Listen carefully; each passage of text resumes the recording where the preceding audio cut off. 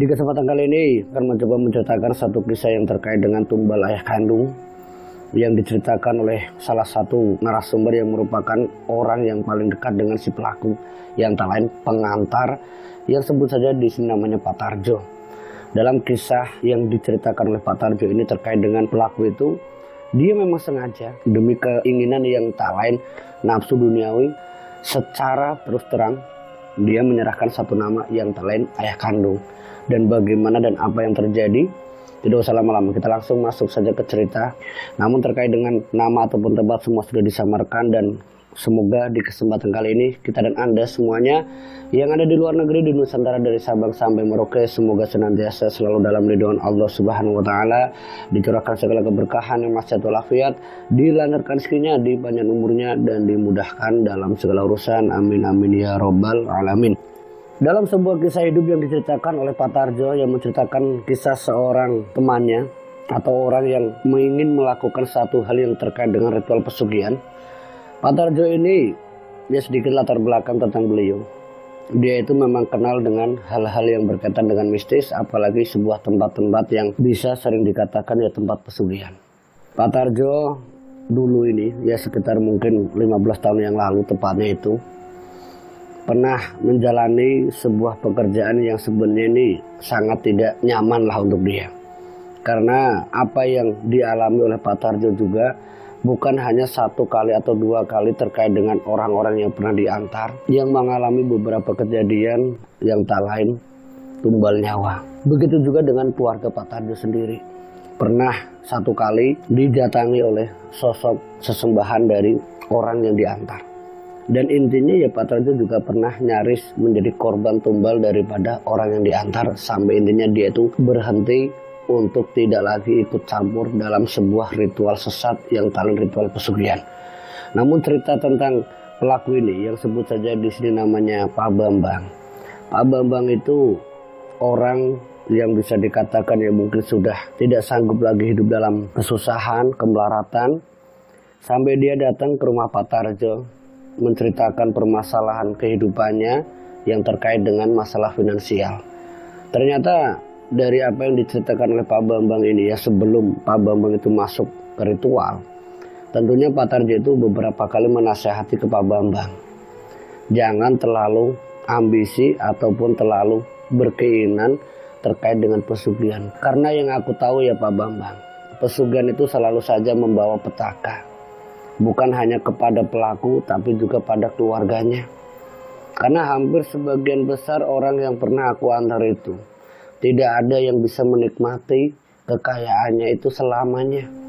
Hanya beberapa tahun yang dimana kebahagiaan atau kekayaan itu datang, tapi di sisi kekayaan itu makin naik, makin luar biasa, ya di situ juga tumbal nyawa selalu menjadi syarat daripada kekayaan itu.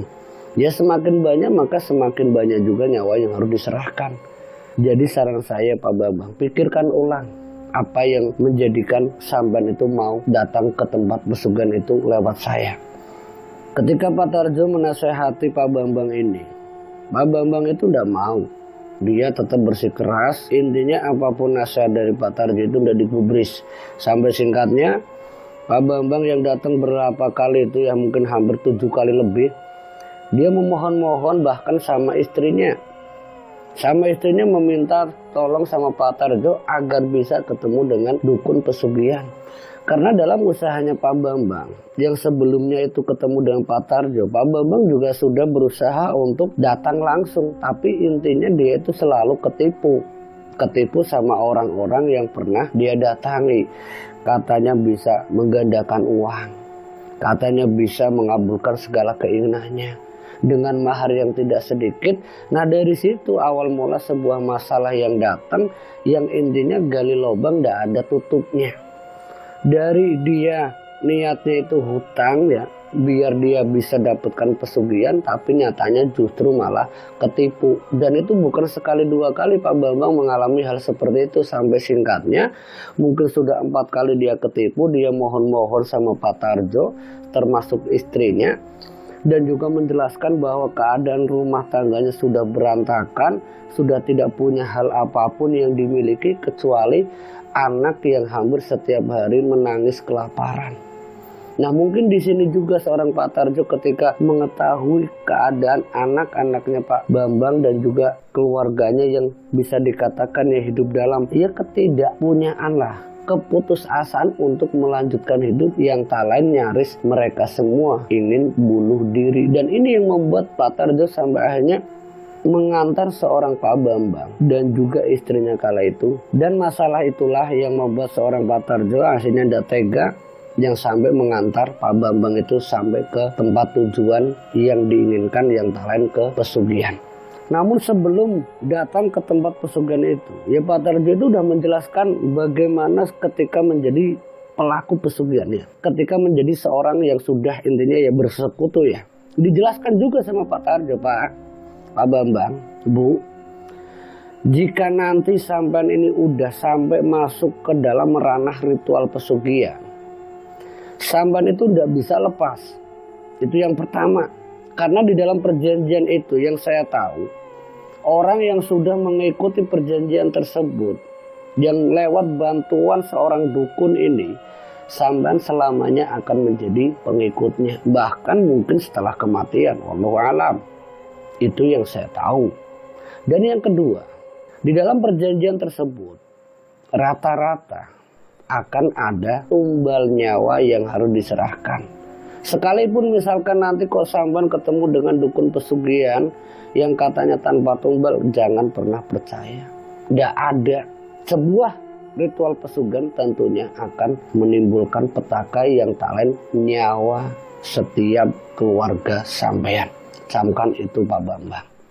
Ini yang kedua. Dan yang ketiga, sesukses apapun sampean, jiwa sampean, pikirannya sampean, semua itu tidak akan ada bahagianya. Mungkin pada awal-awalnya sampean senang, tapi pada akhir cerita kisah seorang pelaku pesugihan yang saya pernah alami ini Pak Bambang, mereka semua menyesal, dan penyesalan itu sudah tidak ada arti. Penyesalan itu hanya sebatas lisan dan juga keadaan jiwa raga yang sudah terbelenggu dalam pelukan iblis. Ingat itu Pak Bambang. Pak Bambang, dengan yang kuceritakan di sini, apakah sampean masih ingin tetap melakukan ritual pesugihan itu? Dijawab sama Pak Bambang dan bahkan istrinya, lebih baik aku melakukannya daripada aku mati bunuh diri. Satu keluarga hidup dalam kelaparan dan bahkan hidup dikejar-kejar hutang sampai hidup pun tidak bisa tenang. Aku lebih memilih jalan itu. Jadi pada inti ceritanya Pak Tarjo tentang Pak Bambang, bagaimanapun juga Pak Tarjo menyarankan, menasehati, menakut-nakuti, tidak pernah digubris dan dihiraukan oleh Pak Bambang. Saat sampai di tempat pesugihan, ini ketemu sama Mbah Dukun ya. Pak Tarjo itu ketemu dengan Mbah Dukun yang memang bisa dikatakan ya sudah sering ketemu. Ya walaupun kadang setahun itu 2 kali. Intinya Pak Tarjo sudah sangat mengenal siapa dukun itu. Ketika datang ditanya, Tarjo, kamu bawa siapa lagi? Ini Mbah, ada orang yang datang ke rumah saya Mbah. Dia minta tolong agar hidupnya itu berubah secara instan Mbah. Pengen kaya secara mendadak Mbah. Terus apa kamu sudah cerita ke orang itu bahwa pesugihan itu kan ada syarat dan maharnya? Sudah Mbah. Kamu namanya siapa? Pak Bambang ditanya sama Mbah Kuncanya itu. Saya Bambang Mbah. Kamu sudah siap maharnya? Kalau kamu sudah sama Pak Tarjo biasanya kamu udah siap. Sudah Mbah. Sekian Mbah. Intinya ya jumlah uang yang bukan hanya 1-2 juta lah. Diserahkan oleh Pak Bambang ke Mbah Dukunnya. Dan uang itu diterima. Dan Kuncen itu langsung menanyakan ke Pak Bambang siapa nama lengkapnya, hari lahirnya, termasuk nama istri dan keluarganya. Semua nama itu dicatat.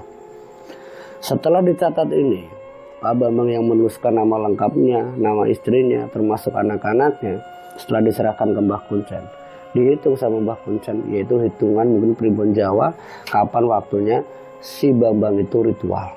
Setelah dihitung oleh sang Kuncen tadi, Pak Bambang itu diminta untuk balik lagi sekitar 11 hari. Bambang, iya mbah, kamu nanti kesininya 11 hari lagi. Dan di malam 12-nya kamu sudah mulai bisa ritual. Ya, kamu datang lagi ke sini setelah 11 hari dari sekarang. Jangan sampai lupa, ya tepatnya nanti di malam Selasa Kliwon. Sesuai hitungan dari nama dan keluarga kamu ini, nanti kamu akan bisa sukses ritual pesugihan. Iya mbah. Sementara mahar ini akan Simba gunakan untuk mempersiapkan kamu nanti ritual. Ya sudah, kamu boleh pulang. Tarjo, antar orang itu sampai ke rumah. Iya mbah. Dan Pak Tarjo pun mengantar Pak Bambang sampai ke rumahnya. Dan setelah selang 11 hari itu, Pak Tarjo kembali datang ke Sang Kuncen ya bersama Pak Bambang. Nah, tepat Senin sore itu, Pak Bambang kembali dijelaskan oleh Mbah Kuncennya. Bambang, nanti kalau kamu mau masuk ke tempat keramat ya untuk ritual, jauh sebelumnya kamu itu harus hafalkan mantra-mantranya. Simba akan ajarkan kamu dan jangan pernah kamu melupakan satu kalimat pun. Iya mbah. Dan mulailah seorang Pak Bambang itu diajari tata cara untuk bisa mendapatkan pesugihan tersebut. Setelah kurang lebihnya hampir 1 jam lebih ya, tepatnya mungkin maghrib waktu itu, Pak Bambang itu diminta sama Sang Kuncennya, kamu masuk dulu ke kamar mandi, ya kamu mandi kembang. Setelah mandi kembang nanti kamu langsung ikut Simba. Iya mbah. Setelah mandi kembang, Pak Bambang itu kembali menghadapi Sang Kuncen yang intinya akan diajak ke tempat keramat. Dan saat itu Pak Tarjo tentunya ya ikut juga mengantar Bambang ini ke tempat ritual. Sekitar mungkin habis Isya itu ya, di sebuah tempat yang disakralkan oleh Mbah Kuncen yang katanya itu tempat keramat, tempat pesugihan. Tempat itu udah ada makamnya, hanya sebuah pohon besar selayaknya ya kayak pohon beringin. Tapi di sekitar pohon itu sudah tertata sesaji yang begitu komplit.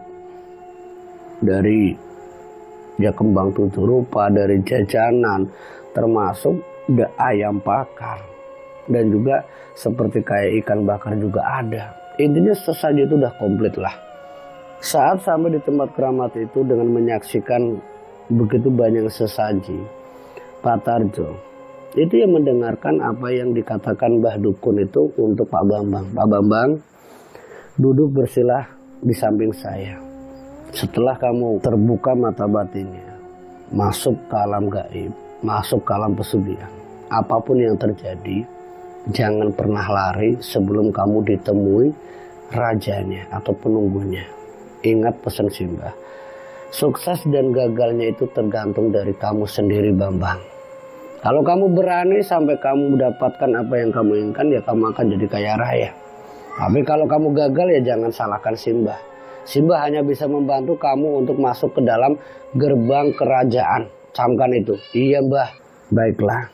Sekarang baca mantranya sesuai apa yang sudah Simba ajarkan. Jadi mereka berdua yaitu Mbah Kuncen sama Pak Bambang itu sama-sama baca rapalan atau mantra. Sementara Pak Tarjo itu di belakangnya ya hanya melihat dan mendengarkan. Kurang lebihnya hampir setengah jam dengan membakar kemenyan, juga membakar dupa. Termasuk Mbah Kuncen itu sembari mengitari pohon itu ya.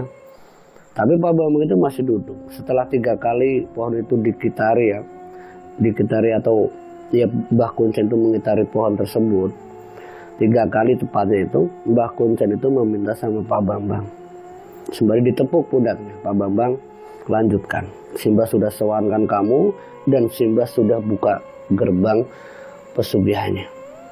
Silahkan dilanjutkan, Simba mau mengurus yang lain.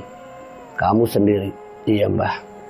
Pak Bambang mulai ritual. Setelah itu ya Pak Tarjo itu dipanggil sama Mbah Kuncennya. Tarjo ikut saya ke rumah. Iya mbah. Sesampainya di rumah Mbah Kuncen, tentunya Pak Tarjo itu kan menanyakan ritual apa mbah untuk Pak Bambang. Dijawab sama Sang Kuncen, Pak Bambang itu ritualnya begini Pak Tarjo. Dia kan kepingin jadi orang kaya. Dan dia juga kan kamu sudah tahu kalau dia tidak menginginkan keluarga dan anak-anaknya itu meninggal terlebih dahulu. Simbah paham, siapapun orang yang ritual tentunya tidak akan sanggup melihat istri ataupun anaknya meninggal kalau belum menikmati kekayaan itu. Jadi yang diserahkan oleh Bambang antara ibu atau bapaknya. Tergantung nanti apa yang diminta oleh sang raja. Dan tergantung juga apa yang diharapkan oleh Bambang ini selangsung banyak atau bertahap. Maksudnya bertahap bagaimana? Langsung banyak bagaimana, Mbah? Ini pertanyaan Pak Tarjo untuk Kuncen. Begini Pak Tarjo, mungkin kalau bertahap itu dia akan mendapatkan sesuatu itu secara ritualnya yang bisa dilakukan di rumahnya itu setahun 3 kali dia ritual atau 3 kali dia dapatkan. Tapi kalau dia mau spontan instan, dia dapatkan di situ dan itu setahun sekali. Tapi yang diserahkan ini yang mana? Apakah bapaknya atau ibunya atau bapak ibunya sekaligus? Tergantung dari Bambang nanti. Nah terus selesainya kapan, Mbah? Saya tidak bisa menjawab. Semua itu tergantung dari Bambang. Kalau dia malam ini sukses, ya bisa sehari. Tapi dia harus menyelesaikan kurang lebihnya minimal 3 hari. Sekalipun malam ini dia sudah ketemu dengan sang raja, tapi dia harus menyelesaikan itu selama 3 hari di dunia nyata. Jadi Simbah ya nanti akan datang lagi ke tempat keramat itu setelah 3 hari. Jadi Mbah, semua itu tergantung dari Pak Bambangnya, Mbah. Iya Pak Tarjo. Nah sampean mau di sini 3 hari atau pulang dulu? Soalnya nanti Pak Bambang, saya yakin ketika dia nanti selesai ritual, dia pasti akan butuh orang. Soalnya apa? Kalau dia sukses ini, dia pasti akan kewalahan untuk bawa harta bendanya. Maksudnya harta benda gimana, Mbah? Uang, Mbah? Iya. Yang dia inginkan kan langsung harta benda. Bukan lewat usaha dulu atau apa. Iya, Mbah. Dia juga sempat bilang seperti itu. Tapi, Mbah, ini saya mau nanya, Mbah, tentang tumbal bapak ibunya ini, Mbah. Bukankah sebelumnya dia itu kan ingin menyerahkan bapaknya dulu, Mbah? Iya. Tapi semua itu tergantung daripada keserakahan Bambang. Kalau dianya itu serakah ya tentunya dengan ibunya juga pasti akan disertakan. Sebab apa? Orang yang sudah masuk ke dalam ranah ritual pesugihan sudah tidak mengenal lagi yang namanya welas asih. Tentunya sudah dipenuhi nafsu duniawi keserakahan yang akan membuat orang itu lupa asal usulnya. Dan bahkan bapak ibunya pun pasti akan diserahkan. Saya yakin itu. Jadi begitu, Mbah. Makanya kamu yang sering kesini saya ingatkan Tarjo. Jangan sekali-kali kamu datang lagi ke sini, pesan Simbah. Sebab apa? Orang yang kamu antar itu, dia orangnya sadis, kejam. Dan dia tidak akan tinggal diam begitu saja ketika melihat kamu senang. Memang awalnya dia baik kepada kamu, tapi kebaikannya, kamu harus hati-hati. Ada udang di balik batu. Yang benar, Mbah. Mungkin Simbah ini belum bisa membuktikan secara langsung untuk kamu. Lihat saja nanti. Iya, Mbah. Ya sudah, Mbah, saya permisi. Pak Tarjo permisi. Singkatnya setelah 3 hari ini ya. Tarjo itu datang bersama istrinya Bambang. Sementara ketiga anaknya ya ditinggalkan. Karena Pak Tarjo ini ketika mengajak istrinya itu tidak akan lama. Paling hanya beberapa jam lah. Bolak-baliknya kurang lebihnya sekitar 6 jam. Ya mungkin ngobrol dengan Mbah Dukun ya sekitar 1 jam dengan hasil yang sudah dibawa atau didapatkan oleh si Bambang. Di saat sampai ke rumah Mbah Kuncen lagi bersama istrinya waktu itu, Bambang itu udah ada di rumah Mbah Kuncen. Dia tertawa bahagia, senang banget lah. Namanya juga orang udah sukses ritual. Dan ketika istrinya datang ini, itu langsung teriak-teriak, Bu, aku jadi kaya raya, Bu, aku jadi kaya raya, aku jadi kaya raya. Dan hal itu dilakukan di rumah sang Kuncen. Sampai istrinya pun saat itu sempat kebingungan. Pak, jangan gila, Pak.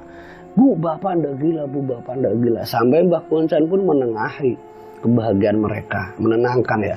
Pak Bambang, Bu, apa yang ibu dengar dari Pak Bambang benar. Dia udah sukses.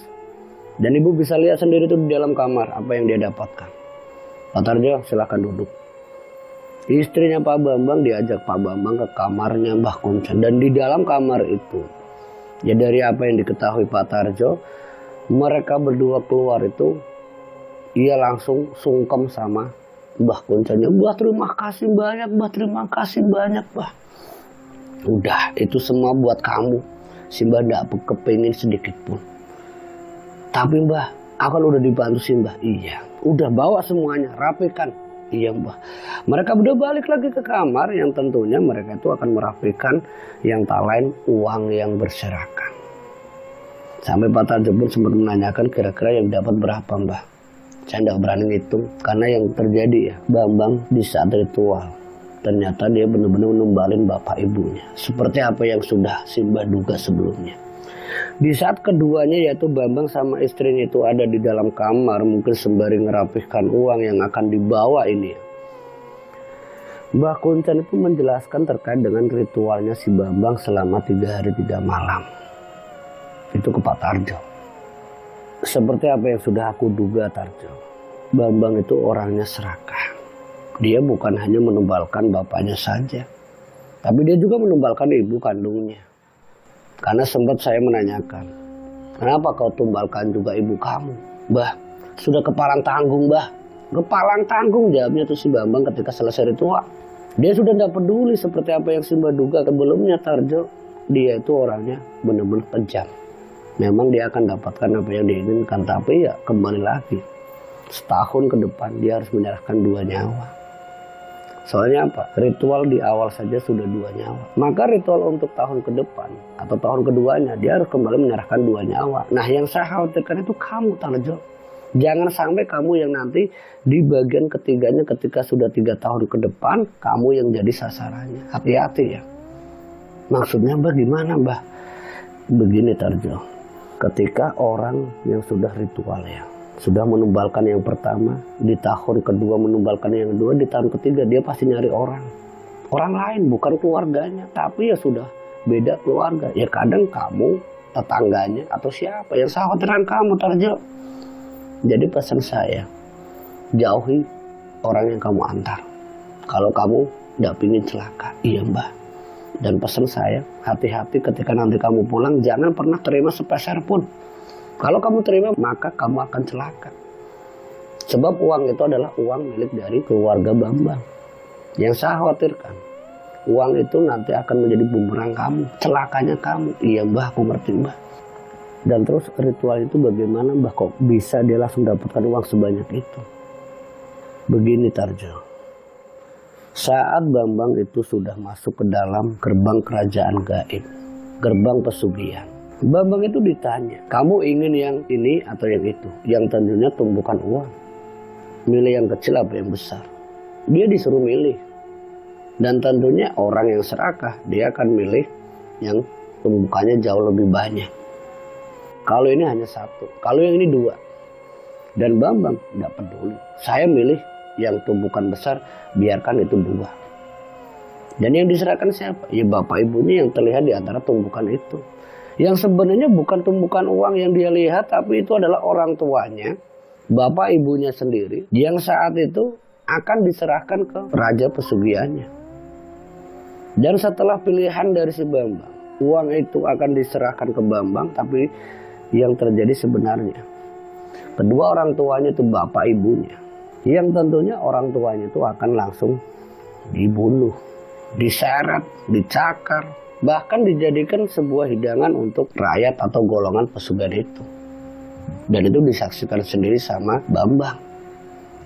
Sebuah keadaan yang mungkin bisa dikatakan sebenarnya sangat tidak manusiawi. Tapi ketika manusiawi itu sudah tidak berperi kemanusiaan seperti Bambang, dia udah peduli. Karena apa? Yang disaksikan di hadapannya adalah uang yang begitu luar biasa, sementara di hadapannya Pak Bambang tidak peduli dengan apa yang dia saksikan, yang sebenarnya orang tuanya sedang diseret, sedang dianiaya, bahkan mungkin bahasanya itu ya di masa yang talent untuk disiksa.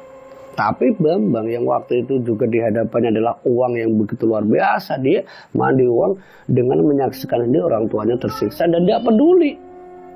Bambang tidak peduli Tarjo. Dia tetap menikmatinya. Dan sang raja pun meminta sama Bambang, ambil itu semua. Dan ingat, kembalilah kamu tahun depan ke sini dan bawa 2 nama lagi. Dan dia mengangguk dan itu udah selesai.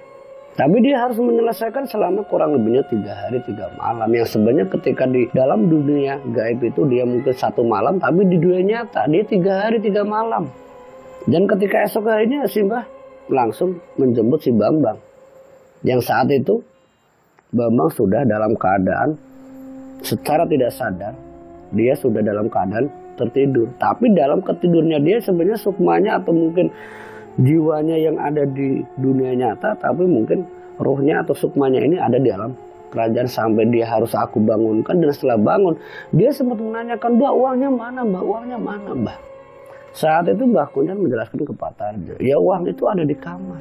Dan untuk menutupnya atau bisa mewujudkan uang itu, sebelum kamu datang Tarjo, dia ritual paginya itu sekitar jam 2 dini hari setelah saya bangunkan itu dia kembali ritual di dalam kamar dengan mantra penutup. Mantra yang mewujudkan apa yang ada di dalam ritualnya. Jadi uang itu tidak bisa diwujudkan di bawah pohon beringin, tapi di dalam kamarnya Mbah Kuncan. Dan yang dia lihat dan wujudnya uang itu ya ada di kamar. Dan tidak berselang lama di satu obrolan tersebut ini Pak Bambang keluar sama istrinya. Mungkin Pak Bambang mendengarkan dan dia itu juga membenarkan apa yang diceritakan Mbah Kuncan. Benar Pak Tarjo. Apa yang aku alami ya seperti itu. Aku sendiri melihat dan menyaksikan bagaimana kedua orang tuaku itu diseret, disiksa. Tapi aku gak peduli, yang penting aku jadi orang kaya. Ya gimana? Iya kan Bu? Iya Pak. Kita udah jadi orang kaya. Dan di antara kedua orang itu ada karung ya. Karung putih, karung beras, tapi isinya itu uang semua. Kalau di total mungkin ya miliaran lah. Dan uang itu diminta sama Mbah Kuncannya, itu semua untuk kalian berdua, bawa. Dan ingat, di rumah sediakan kamar khusus untuk ritual kamu selama 40 hari sekali. Dan yang paling penting, setiap tahunnya, di hari yang sama, di tahun yang sama ini, kamu datang lagi ke sini. Jangan sampai lupa. Jika kamu lupa, maka akan menjadi petaka untuk kamu dan istri kamu. Kalian berdua lah yang akan menjadi tumbal itu. Iya Mbah, iya Mbah. Ya sudah, Pak Tarjo antar mereka pulang. Dan Pak Tarjo sama Pak Bambang dan juga istrinya itu balik. Sepanjang perjalanan mereka ini naik angkot. Mereka itu udah naik motor, mereka naik angkot ya. Sempat jalan kaki dulu sampai ke pemukiman desa. Sempat naik ojek sebentar. Terus pindah sampai naik angkot sampai ke rumahnya. Sampai di rumah. Di rumahnya Pak Tarjo ini. Belum rumahnya Pak Bambang. Pak Bambang itu sempat membuka kain karung itu. Yang isinya itu uang. Dan dia ambil uang itu diserahkan di atas mejanya Pak Tarjo. Dan itu disaksikan istrinya Pak Tarjo. Pak Bambang itu uang siapa? Tanya istrinya Pak Tarjo. Saat itu Pak Tarjo sadar teringat akan apa yang disampaikan oleh Mbak Dukun. Kalau uang itu tidak boleh diterima. Di saat uang itu diletakkan di atas meja ya. Pak Bambang sama istrinya itu ya mungkin bahasanya itu rasa terima kasih itu ingin dibalas dengan uang itu. Pak Tarjo, Bu, uang ini untuk keluarga sampean. Sampai istrinya Pak Tarjo, Pak, ini apa-apaan Pak, ini apa-apaan. Ini uangnya sangat banyak Pak. Iya Bu, saya terima kasih udah dibantu lewat suaminya sampean. Saya udah jadi orang kaya, tidak bakal susah lagi. Tidak bakal kepingin bunuh diri Bu. Terima kasih. Pak, ini uang milik saya Pak. Bu, dengar ya. Uang ini bukan milik kita, tapi milik Pak Bambang dan istrinya. Maaf ya Pak Bambang. Bu, saya tadi dapat pesan dari Mbah Kuncan. Uang itu semua haknya sampean. Jangan dibagi-bagi dulu sampai sampean ke rumah. Sampai sampean itu tiba di rumah. Saya dapat pesan dari Mbah Kuncan seperti itu. Jadi bawa dulu uangnya. Saya tidak mau kalian berdua celaka karena sampean belum tiba di rumah sudah menggunakan uang ini. Jadi sebaiknya masukkan lagi dalam karung dan ikat dan bawa ke rumah. Baru sampean boleh gunakan. Terserah sampean mau nanti kesini lagi silahkan, dan juga tidak apa-apa. Intinya saya udah ngebantu sampean berdua menjadi orang kaya raya. Iya Pak Tarjo, maaf ya Pak, saya belum bisa ngasih. Saya pun tidak berharap Pak. Tapi istrinya Pak Tarjo, Pak, itu uang banyak Pak. Bu, udah itu bukan hak kita Pak. Pak, tolong dimasukkan dalam karung. Iya Pak. Uang itu dimasukkan kembali. Dan setelah itu Pak Bambang sama istrinya pamitan sama Pak Tarjo dan istrinya. Nah saat keduanya itu pamitan, mereka dulu jalan kaki. Pak Bambang sama istrinya itu jalan kaki sembari menggendong karung yang mungkin orang umum atau orang awam lihat itu ya mungkin yang dibawa itu seperti kayak rongsok atau apa. Jadi gak ada kepikiran kalau karung itu isinya uang. Dan yang kepikiran setelah keduanya itu sudah jauh dari pandangan mata Pak Tarjo cerita sama istrinya, Bu, ibu tahu ndak uang yang barusan ibu lihat itu bisa menjadi bahaya untuk keluarga kita Bu. Kenapa? Si Mbah Kuncen tadi, Mbah dukunnya itu pesan sama saya, jangan terima sepeser pun dari orang yang sudah kamu antar. Tanya siapa? Bambang sama istrinya. Kalau saya menggunakan dan memakai uang itu, khawatirnya Bu, ibu atau saya atau anak-anak itu nanti celaka. Dan celakanya apa ya, di antara kita ada yang meninggal. Kita ndak kaya ndak apa, justru malah menjadi korban dan syarat pesugihan orang itu. Yang untung ya mereka, yang rugi saya Bu. Jadi saya ndak mau, hati-hati Bu. Ya udah Pak, ibu udah jadi Pak, ibu takut. Ya udah, makanya jangan langsung terima kalau tidak tahu akar masalah ataupun sebab asal usul uang itu. Iya ya Pak, aku ngerti Pak. Sejak saat itu istrinya Pak Tarjo ini udah ndak berharap lagi kedatangan Bambang ataupun istrinya. Sampai mungkin kurang lebihnya 3 bulan ya, Bambang sama istrinya itu udah pindah rumah. Dia pindah di kota yang secara berjalan atau jarak dari rumah Pak Tarjo itu udah hampir 2 jaman. Intinya ya Tarjo itu lebih bahagia, lebih senang ketika dengar Bambang itu memang tidak jadi tetangganya. Bukan lagi tetanggaan seperti yang dikhawatirkan oleh Pak Tarjo.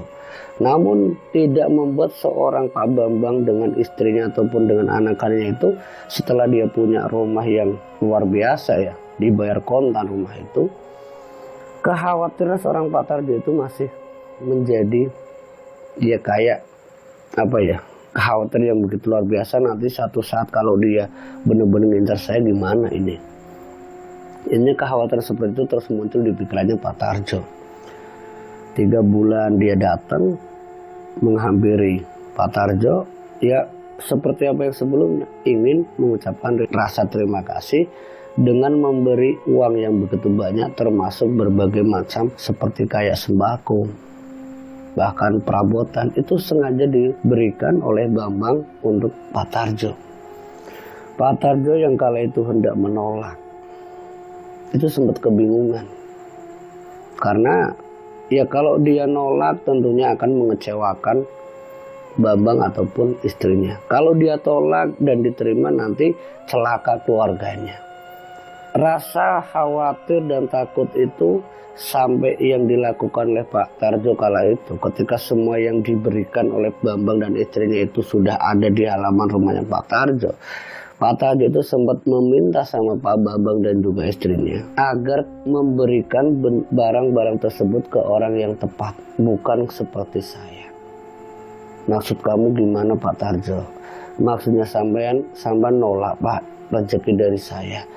Pak, saya masih ingat betul pesan dari Mbah Dukun, kuncannya sampean, ya temennya saya. Saya itu tidak boleh nerima sedikit pun dari sampean. Ya bukannya saya tidak mau nerima rezeki Pak Bambang, tapi saya ingat pesan itu. Saya tidak mau kenapa-napa dengan anak dan istri saya. Intinya Tarjo terus terang sama Bambang dan juga istrinya, yang intinya Pak Tarjo menjelaskan ketakutannya kalau satu waktu istri dan anak-anaknya Tarjo itu menjadi syarat pesugihan Bambang dan juga istrinya, yaitu istrinya Bambang. Dan Pak Bambang pun sempat ngotot, ya aku tidak mungkin setega itu sama kamu Tarjo. Kamu itu kan orang yang sudah membuat saya itu jadi seperti ini. Aku tidak mungkin. Iya Pak, aku paham. Tapi juga aku harus menjalankan apa yang menjadi perintah dari Mbah Kuncen. Aku tidak sembarangan. Aku bisa ketemu dengan Kuncen itu pun aku harus melalui hal-hal yang tidak mudah. Dan seperti kayak sampean tahu sebelumnya kan, bagaimana ketika sampean datang ke tempat saya berkali-kali, kan dan sampean juga pernah ditipu oleh orang-orang yang mengatasnamakan dukun, yang dukun ganda uang, dukun pesugihan. Nyatanya sampean datangnya ke sini. Ini Pak Bambang yang kenapa saya tidak bisa nerima dari sampean. Usahanya saya biar ketemu dengan Mbah Kuncen itu pun tidak mudah. Yang syaratnya saya tidak boleh menerima sepeser pun dari orang yang sudah saya antar. Karena saya tidak punya hak untuk memiliki ataupun diberi dari orang yang sudah saya antar. Yang talent ya sampean Pak Bambang. Sampai Pak Bambang dan istrinya pun hanya terdiam. Dan keadaan terdiam itu sampai Pak Bambang mungkin menyadari. Yang intinya ya maafkan aku Pak Terjo, Bu, aku tidak bisa berbuat lebih ke sampean. Intinya ya semua yang ingin aku berikan ya tujuannya untuk rasa terima kasih. Tapi memang kenyataannya seperti itu ya semuanya akan aku bawa kembali. Iya Pak Bambang, silahkan. Dan Pak Bambang pun yang waktu itu akhirnya membawa semua apa yang ingin diberikan ke Pak Tarjo, tidak satu pun yang tertinggal, semua dibawa. Dan semenjak saat itu yang tentunya ya Pak Tarjo tidak peduli lagi dengan Pak Bambang. Intinya di dalam kisah hidup seorang Pak Tarjo, dia pernah mengantar orang yang suksesnya itu setelah menumbalkan bapaknya. Namun di dalam ritualnya orang itu ternyata menumbalkan bapak ibunya secara langsung. Dan itu terjadi sama orang yang diantar yang talent Bambang dan istrinya. Nah terkait bagaimana Bambang ke depannya, yang mungkin bisa kalian dengarkan di part berikutnya. Jadi untuk cerita ini sampai ritualnya saja. Jadi mohon maaf. Wassalamualaikum warahmatullahi wabarakatuh.